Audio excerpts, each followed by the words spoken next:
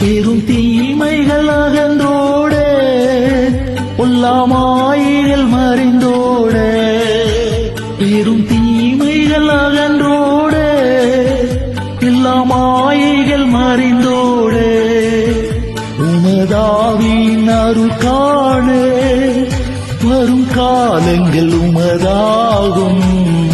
இந்த இதயமே உமை பாடும், இந்த நினைவுகள் உமதாகும். இந்த இதயமே உமை பாடும், இந்த நினைவுகள் உமதாகும்.